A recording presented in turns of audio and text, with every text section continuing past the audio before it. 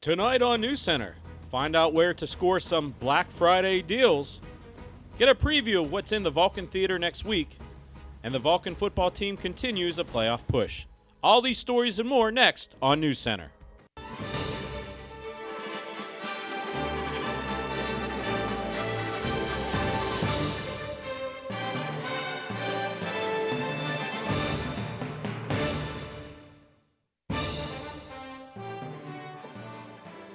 Good evening and welcome to Cutv Newscenter for the week of November 12th, 2015. I'm Zach Prosbo. And I'm Jennifer Germano.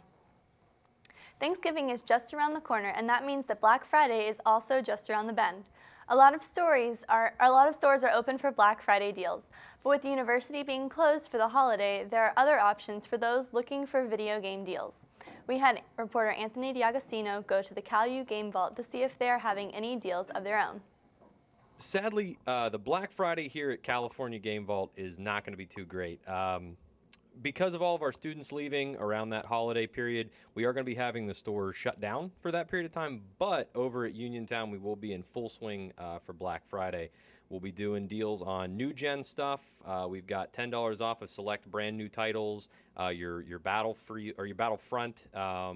Your Black Ops 3, we got Fallout, that's going to be $10 off. Those are doorbusters that starts at 6 p.m. and runs till midnight. And then during the day, we're going to be doing stuff with all of our used consoles, all of our used games. Everything's going to be buy two, get one free. Now, that does not count for new gen stuff. We're going to have a handheld blowout. Everything is going to be super reduced price with free games. I'm talking DSs, Game Boys, PSPs, all that stuff. And we're also going to be running some deals on some new-gen controllers and stuff as well. So we'd love to see you out there. Uniontown Game Vault, located on 51, right by Roy's Pub. There's no other way to say it. So come on down. It'll be great. The home of the Washington Wild Things, Consol Energy Park, will be changing its sponsorship name in the coming months, with Consol Energy stepping down from the naming rights. There is no word yet as to who may be a possible replacement. But this will affect CalU as well, as the Vulcan baseball teams play their home contest at the facility every spring. After a devastating fire that burned down the Century Inn, a longtime restaurant along Route 40 near Scenery Hill, there was doubt as to whether the building would be restored. Well, news has broken this week that the restoration process will begin soon, so patrons can expect the Century Inn to return soon. The seafood restaurant chain Joe's Crab Shack will be testing a new managing plan where tips will no longer be accepted for waiters and waitresses. The idea behind the no tipping is based on the Crab Shack raising their workers' wages to $14 an hour, seemingly supplanting the need for tips to help the workers make more money. A couple weeks ago, we mentioned that a Cal professor would be featured on the History Channel. Now, the CalU campus will be featured on ABC's 2020 news program this week. To watch the footage, tune in to ABC at Friday night at 8 p.m. Over the semester, we have detailed different stories about daily fantasy games DraftKings and FanDuel. Now, the biggest news of all has hit, as the state of New York has ruled that the daily fantasy games are illegal within its borders. Cease and desist orders have been sent to the companies, but each is looking to fight the decision. FanDuel and DraftKings have not had much comment following the decision, but both have stated that they feel confident in their ability to change the ruling. And also mentioned earlier in the broadcast, our own Anthony D'Agostino was looking towards Black Friday deals.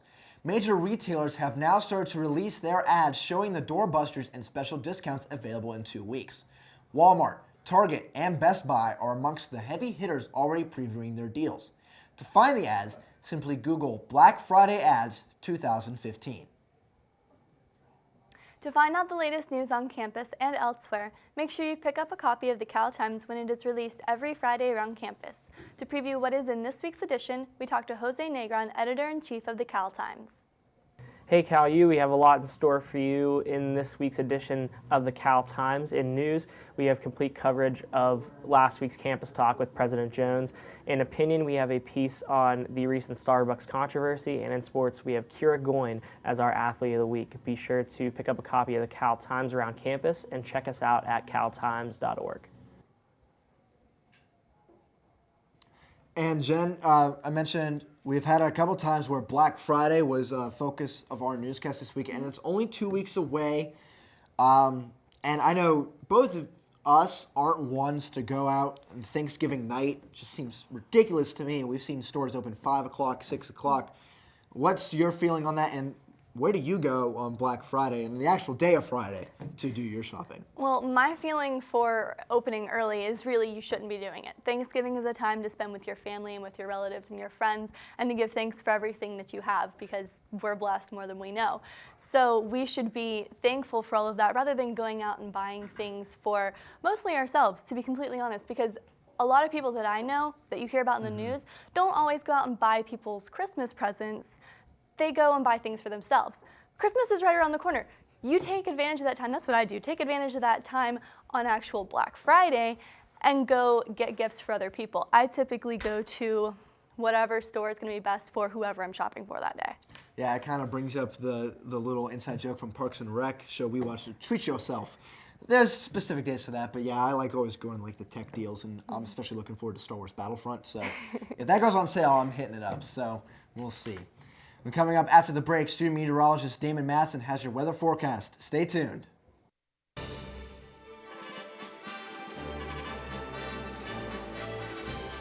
Since 1937, the Student Association Incorporated, known as SAI, has served the CalU student body by providing activities, programs, and services. Every enrolled student has the ability to take part in over 125 different clubs and organizations. Managing participation in every SAI activity is easy with OrgSync, a powerful tool for staying connected. Located 1 mile from campus, the SAI farm has 94 acres of meeting and recreational space. SAI, it's your student association. How's it going, CalU? I'm student meteorologist Damon Matson up here at the Weather Center with your forecast for this week. Looking at your weather headlines, on Tuesday we saw the rain showers throughout the area, and then we rebounded to some sunshine yesterday. So far today and into tomorrow, though, we're going to see some rain kick back into the area, and then it's going to get really windy, so hold on to your hats as we go through the day today. And then are we going to see the temperatures cool way down this weekend? I'll let you know through the rest of the forecast. Your almanac from yesterday, we saw an official high of 54, low of 43. It's a little bit above where we normally are this time of year, but we didn't quite get to the record we saw in 2012 of 70 degrees.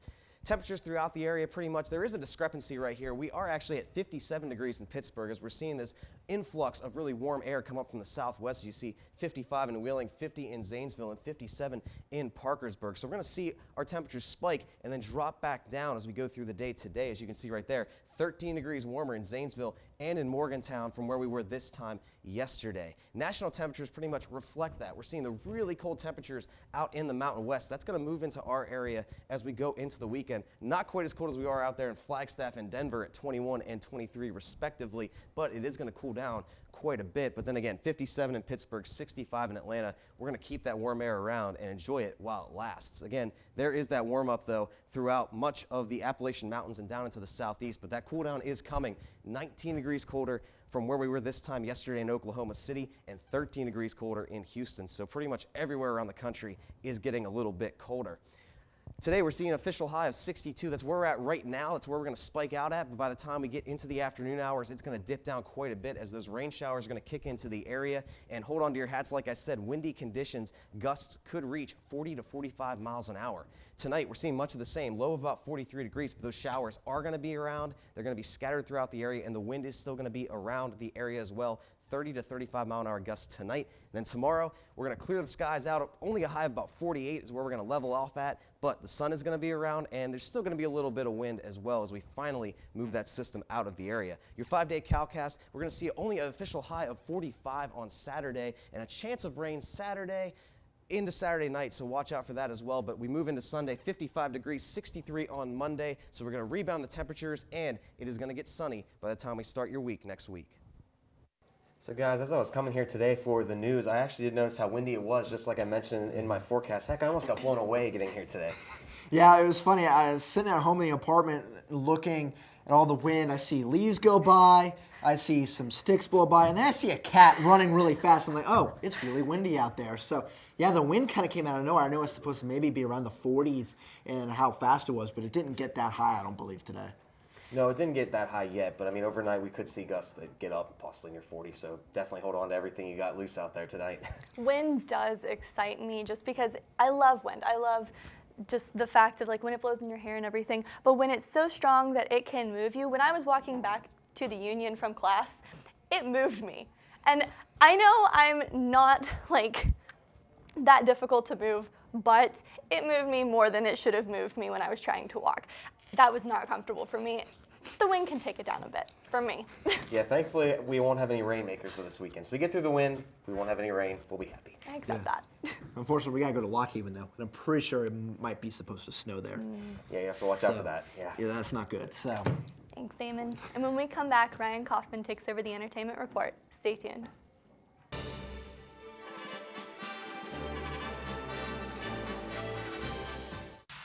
Catch all the excitement under the Friday night lights with CUTV's high school football game of the week. You have the best seats in the house as the area's longest running high school football telecast, now in its 29th season, brings you the area's biggest games.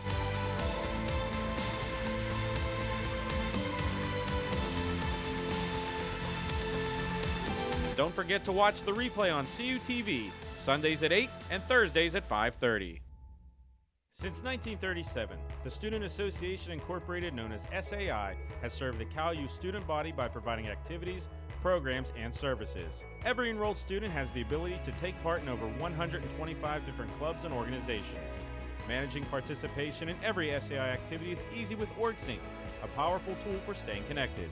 Located 1 mile from campus, the SAI Farm has 94 acres of meeting and recreational space. SAI, it's your student association.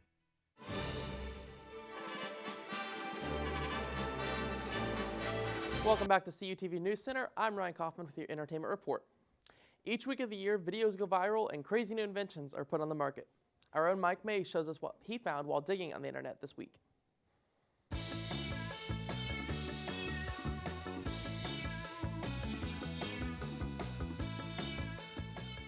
Hi, my name is Mike Mays. My friends consider me an expert on finding strange and little weird things online. So here are 3 things I found online this week. A Western PA woman, after being arrested, steals a police car and leads the cops on an 80 miles per hour chase, all while her hands were cuffed behind her back. She escaped the back of the police car and drove nearly 10 miles before she was caught again. A 22-year-old woman eats 22 Big Macs in one sitting. The fast food contains more than 12,000 calories and weighed 10 pounds. She has competed in other challenges too, like the 5-pound burrito and the 200 chicken nuggets. Last, a 26-year-old Texas woman took highlining to the next level by doing the extreme sport while wearing high heels. Faith usually does highlining with bare feet, but she's decided to take it up a notch. So there you have it, my 3 things I found online for this week. If you guys find anything, let us know. For CUTV News Center, I'm Mike Mays. Are you a club or organization officer and want your event to be seen by more people? Then tweet us at CUTV_PA so we can spotlight your event right here on News Center. And now it's time to see who in the world of politicians and celebrities made the biggest splash in the news in the last week. The moral of this story that I'm about to tell you is if you sue Taylor Swift for her lyrics, they will be used against you. Last week I ran a story about Taylor Swift being sued because of some lyrics in her song Shake It Off. Well, just this morning, news broke that the judge in the case has thrown out the suit. The judge decided to take a page out of my book by using lyrics in her ruling against the complainant. Here's the ruling, and I'm not kidding. At present, the court is not saying that Braham can never, ever, ever get his case back in court, but for now, we have got problems, and the court is not sure Braham can solve them. The judge continues on saying, as currently drafted, the complainant has a blank space, one that requires Braham to do more than writing his name. And upon consideration of the court's explanation, Braham may discover that mere pleading band-aids will not fix the bullet holes in this case. At least for the moment, defendants have shaken off this lawsuit. Earlier this week on Ellen, it was revealed that Justin Bieber and Seth Rogen have made up after their ongoing random feud that was initiated on the Howard Stern show. Rogen admitted that he didn't really have a reason for starting the feud. The two made up by hugging it out. Tuesday, The Rock, or also known as Dwayne Johnson, posted a photo of himself alongside his longtime girlfriend with the caption, "I was raised by and live with amazing and strong women. So the universe felt we needed one more." He wrote, "It's a baby girl." Shia LaBeouf has decided it was a great idea to screen all of his movies in reverse order over the course of 3 days, today being the last. The event was open to the public and completely free. Justin Bieber said on Ellen earlier this week that he is open to getting back together with Selena Gomez. And to round out the entertainment report for this week, we have Minions in the Vulcan Theater. Ever since the dawn of time, the Minions have lived to serve the most despicable of masters. From T-Rex to Napoleon, the easily distracted tribe has helped the biggest and the baddest of villains. Now join protective leader Kevin, teenage rebel Stuart, and lovable little Bob on a global road trip where they'll earn a shot to work for a new boss, the world's first female supervillain, and try to save all of Minion kind from annihilation. All right, guys, so the new Finding Dory trailer was released earlier this week. I'm a fan of the movie, not a fan of the trailer, like I said last night on After Hours. They could have done better, I think. Yeah, it showed a lot of footage, but it didn't really drive a plot point. No. It didn't show anything new. It was just Dory and Marlin and Nemo and maybe a couple other characters that may not be central to the plot. So if they had given maybe a little bit more detail to it, I would have liked it more. But it is very exciting. I mean, the last time that this movie came out was 2003. It was when Finding Nemo was originally released. So now we're 12, 13 years later when it's going to be released. So all the little kids that we are at heart going to be very excited. We were in 4th grade at that time, weren't we? I think. About that, yeah. That's crazy to think. See, Finding Nemo is one of my favorite Disney Pixar movies of all time. So to me, I'm going to have to disagree with both of you. I thought the Finding Dory trailer was good. Yes, it didn't necessarily drive that great of a plot line, but Disney and Pixar sometimes do that. They do things where they'll hold back a little bit more information until later, and I like that. And I think maybe that might be what they're trying to do with the Finding Dory trailer, not to give all of it away because everyone is so excited about it because of the success of Finding Nemo. And I think the biggest example of that was the trailer for Wall-E. I don't remember if you've seen it or not, but it was a while ago, and they didn't really say anything, and that turned out to be one of the best Pixar movies of all time. It ranks up there near Toy Story, Up, Wall-E, Finding Nemo. I think they're big ones, so maybe we can head down the same path with it.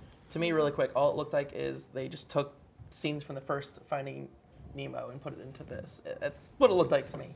I'm not too excited yet. I want to see more. I think you will. It comes out in June, so we'll see. Yeah. So, thanks, Ryan. And when we return, Matt Hagee has your sports report. Stay tuned.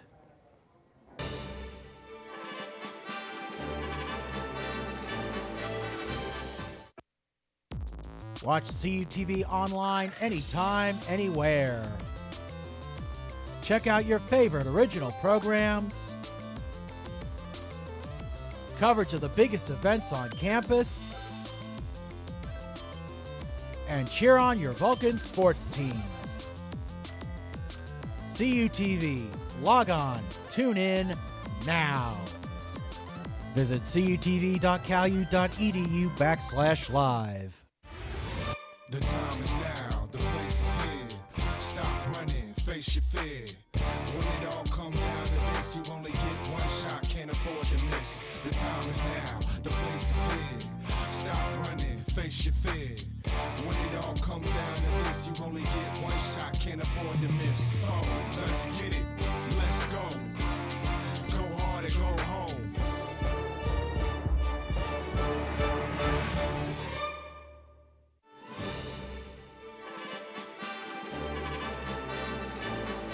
Welcome back to CUTV News Center. I'm Matt Hagee with your sports report.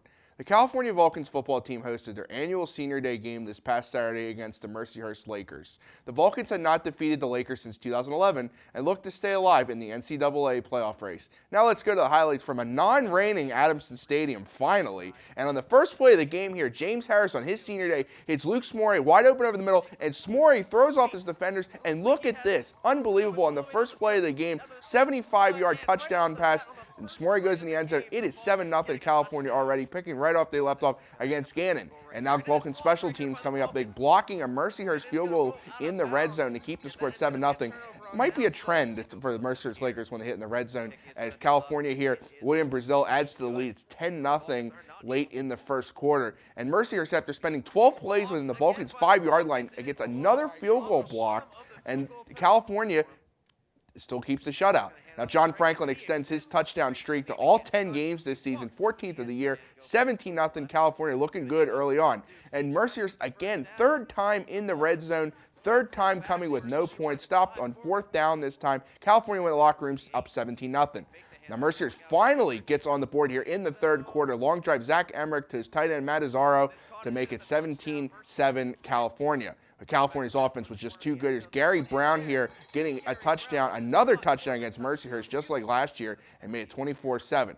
Now, Zach Emmerich was injured, and Logan Weaver, backup quarterback, comes to the game, hits Jaquan Williams to make it 24-14 California. Mercyhurst not going away, but California's offense was just too good in this game. John Franklin gets his second touchdown of the game to make it 31-14. Seemingly, game's well over. Mercyhurst did strike quick here. Drew Robinson gets the Lakers another touchdown here and make it a 10-point game, and also get the onside kick here after it went through a vast amount of Vulcan returners.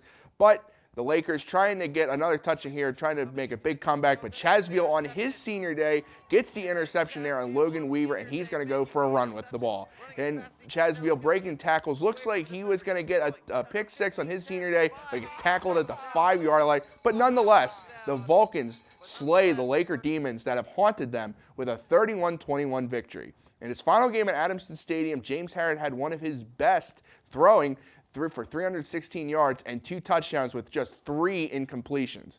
Gary Brown continued to be a Laker killer with 155 receiving yards and a touchdown. In 2 games against Mercyhurst, Brown has a combined 437 yards receiving and 4 touchdowns. And with 60 yards on Saturday, Kawan Scott is just now 9 yards shy of becoming the Vulcans' all-time leader in receiving yards. The Vulcans will wrap up the regular season this Saturday as they face off against the Lock Haven Bald Eagles. Cal sits 8th in the Atlantic Regional rankings, just 1 spot out of the cutoff point for making the playoffs. Kickoff is slated for 1 p.m., and the game will be broadcasted live on WCAL, and CTV will also have the rebroadcast of the game, as always, on Monday at 6 and Tuesday at 4.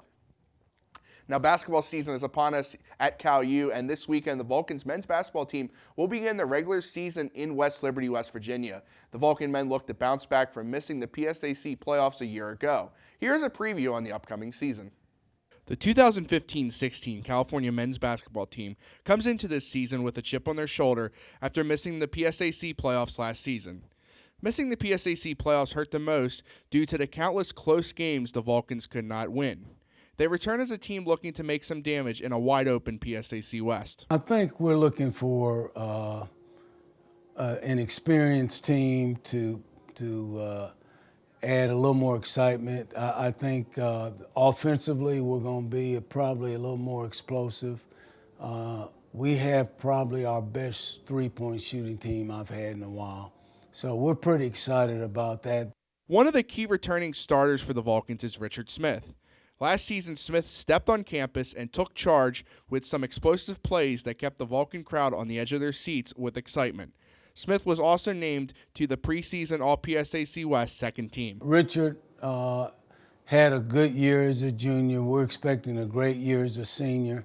He's a young man that is unique because he runs, he jumps, he blocks shots.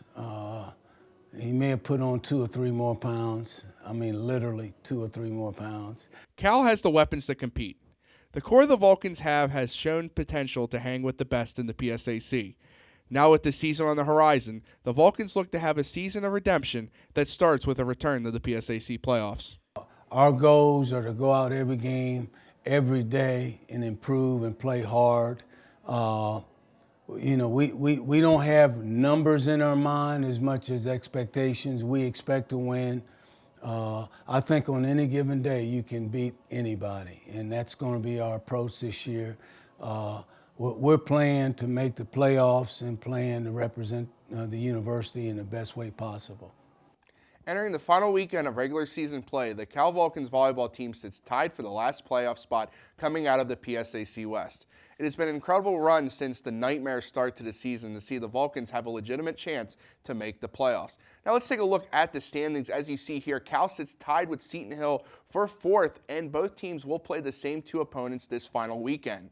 The Vulcans will host last place Slippery Rock Friday night at 7 p.m. and first place Edinburgh Saturday afternoon at 3 o'clock in the Convocation Center, while Seton Hill gets Edinburgh Friday at 7 and Slippery Rock at 1 Saturday at home. Cal must finish ahead of Seton Hill to make the playoffs due to having the Griffins having a better overall record. These teams also have to be aware of the Mercyhurst Lakers, who sit 1 game behind them and play IUP and Clarion this weekend. Edinburgh and Gannon are the only teams to clinch PSAC playoff spots thus far. The California women's cross-country team made some history this past weekend as they won the school's first NCAA Atlantic Regional team title and made it as a team to the NCAA cross-country championships, also for the first time in program history. The Vulcans knocked off the PSAC champion Edinburgh Fighting Scots, led by placing 3 runners in the top 25. The 3 Vulcans who finished in the top 25 gained all-region laurels. They were junior Julie Friend, who finished the highest of any Vulcan at regionals in 3rd, senior Alex Zanella, who finished 7th, and sophomore Summer Hill, who finished 21st. The NCAA cross-country championships will be held on Saturday, November 21st in Joplin, Missouri. And now it's time for the Hagee 6, the 3 games from both college football and the NFL that I feel will be the top games to watch this week. We start with college and the game of the week in the SEC as the Alabama Crimson Tide, fresh off a monumental win against LSU, travel to face a Mississippi State team looking for a huge upset. Then at 7, a battle in the American Conference, a matchup that was almost a pair of unbeatens, but Memphis lost to Navy a week ago, and now try to bounce back against the offensive powerhouse Houston Cougars. The Saturday night 8 p.m. ABC game presents the national game of the week with the Oklahoma Sooners traveling to Waco to face the unbeaten and my preseason national champion pick, the Baylor Bears. In the NFL 1, Landry Jones and the Steelers look to take down the rival Browns at Heinz Field. Then at 4:25, we see a rematch of 2 previous Super Bowls as the Giants look to once again end the Patriots' shot at perfection. Finally, the Sunday night football matchup brings us a battle for the NFC West with the Cardinals traveling to face the Seahawks. And let us not forget the doormat of the week, the worst college football game of the week that I found after digging through the ESPN Weekly Scoreboard. A battle of 2 previous proud programs at a too late 11 p.m. with the 2-7 Fresno State Bulldogs taking on the 2-8 Hawaii Rainbow Warriors. And guys, back to the cross-country team. That's an unbelievable story. We were all at the stadium, and Zach, you told me first and said, hey, the cross-country team just won the regionals. I was like, really? First time in school history. What a job by these ladies. It's something really impressive to me, too, that it's the women's cross-country team, the women's basketball team, and the cheerleaders have all made it to championships this year. So I really congratulate them all. That's such a great accomplishment on their work, and it really shows what they're doing right now and their capabilities. Yeah, and the cross-country program as a whole here at California, last year it was all Aaron Dinzio, and he came in second in the NCAA, and now he's gone, so the focus was going to shift a little bit. And I'm honestly very surprised that this is the first time that a cross-country team, for the women at least, has won the Atlantic Regional, because they've traditionally been very good, at least since we've all been here. And Zanella, Friend, and Hill, I've talked about them a couple times when I was the sports anchor as well when you were over here in news. So hearing those names again and bigger accomplishments, it's very gratifying to see how the work that they put in turns out into championships. And also something released today, head coach Daniel Caulfield was named the Atlantic Region Coach of the Year, and hopefully next week I'll get a chance to talk to him, and we'll have a package about the championships coming up. It'd be great to talk to him. Yeah, hopefully, and very enjoyable to watch if that. It's incredible, and again, best of luck to them. Thanks, Matt. That will do it for this week's edition of News Center. Be sure to check out our YouTube channel at CUTV News Center. Thanks for watching, and have a great weekend.